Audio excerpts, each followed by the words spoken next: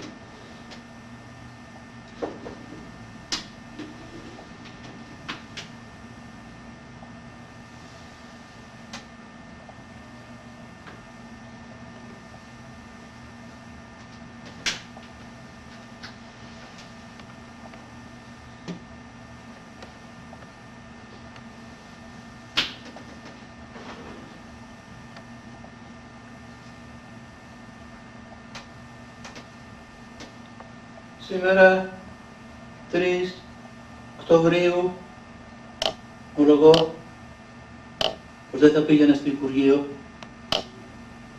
αν μπορούσα να προβλέψω το ξυνισμένο ύφος που θα έπαιρνε ο τμήματάρχης μας. Πάει κιόλας αρκετός καιρός που μου κουβανάει. Τέλος πάντων, καταλαβαίνεις τι κάνεις. Καταλαβαίνεις πως γράφεις τους τίτλους με μικρά γράμματα, πως παραλείπεις την ημερομηνία και τον αριθμό πρωτοκόλλου. Τον αριθμό πρωτοκόλλου. Εσύ μου έρχεται μερικές φορές να αρπάξω το πρωτοκόλλο και να το φέρω στο κεφάλι. Με ζηλεύει! Ναι, με ζηλεύει το κοράκι, με ζηλεύει γιατί εγώ είμαι στο γραφείο του διευθυντού και βλέπει ότι του ξύνω τις πένες όλες από φτερόχειλες. Με λίγα λόγια, δεν θα πήγαινε στο Υπουργείο αν δεν έτρεφα την ελπίδα να συναντήσω εκεί τον Ταμεία και να του ζητήσω μια μικρή προκαταβολή έναντι του μισθού μου.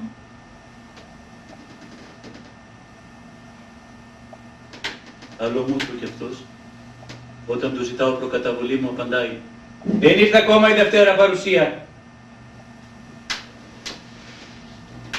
Και να σκεφτεί κανείς ότι στο σπίτι του η μαγείρισα τον ταράζει στο ξύλο. Δεν το λέω εγώ, όλος ο κόσμος το ξέρει.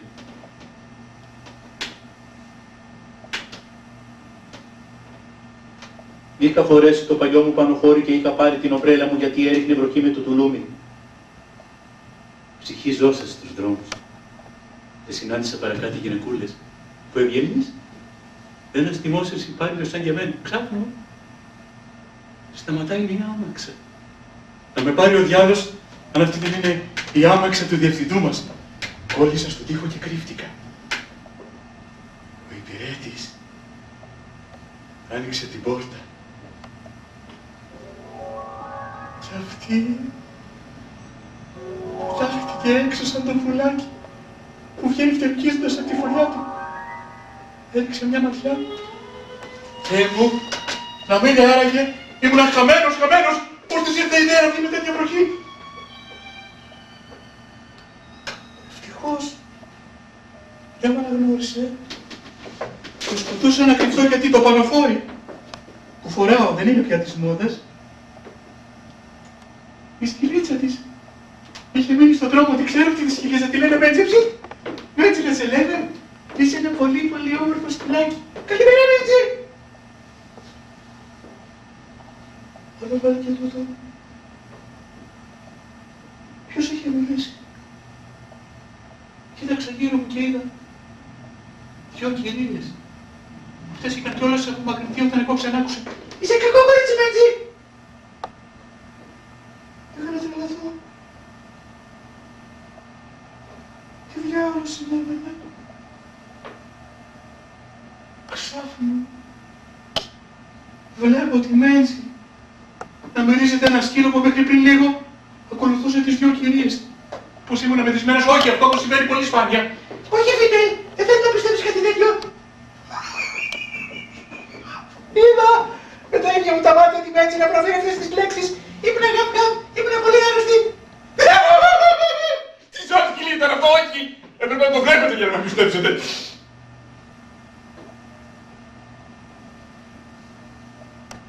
Ομολογώ,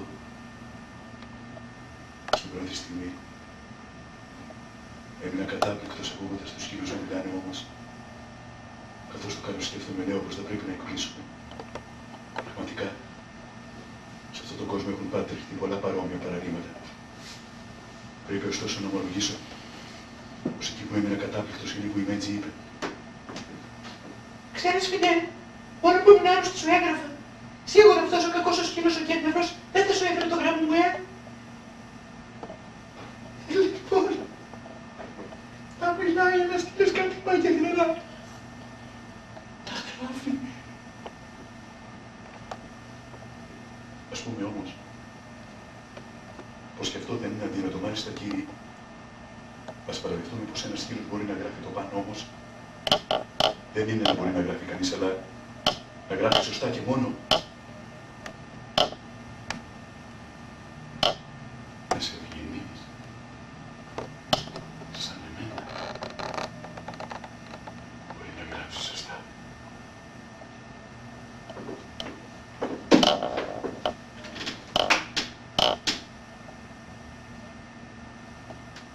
Ομολογώ πως εδώ και κάμποσο καιρό μου συμβαίνει συχνά.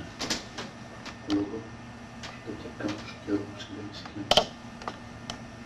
Να ακούω και να βλέπω πράγματα. Να ακούω και να βλέπω πράγματα Που κανείς ποτέ δεν είδε και ούτε άκουσε. που κανείς δεν άκουσε.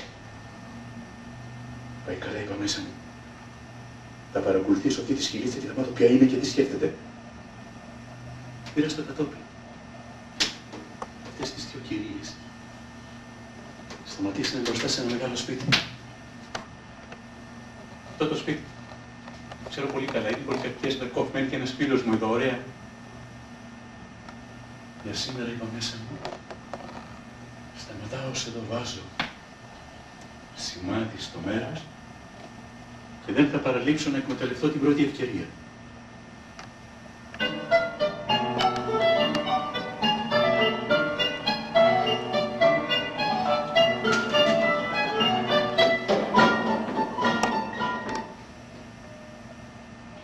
Σήμερα είναι Τετάρτη.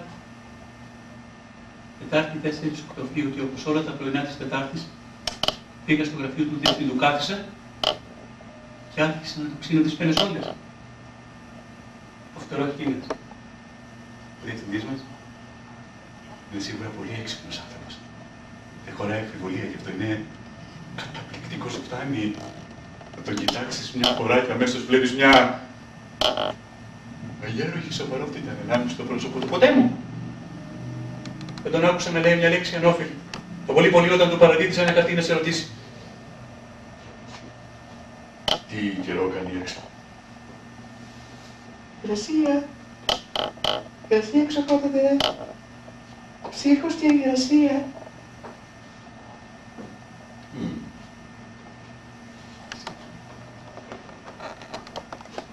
Δεν είναι, σας λέω, την ίδια πάστα όπως εμείς. Όχι, αυτός έχει στόφα πολιτικού ηγέτη. Παρατηρώ ωστόσο ότι με συμπαθεί. Με συμπαθεί. Με συμπαθούσε και η κόρη του. Η Σοφία. Η αγαπημένη μου. Καλά, εντάξει, εντάξει, σωμένο.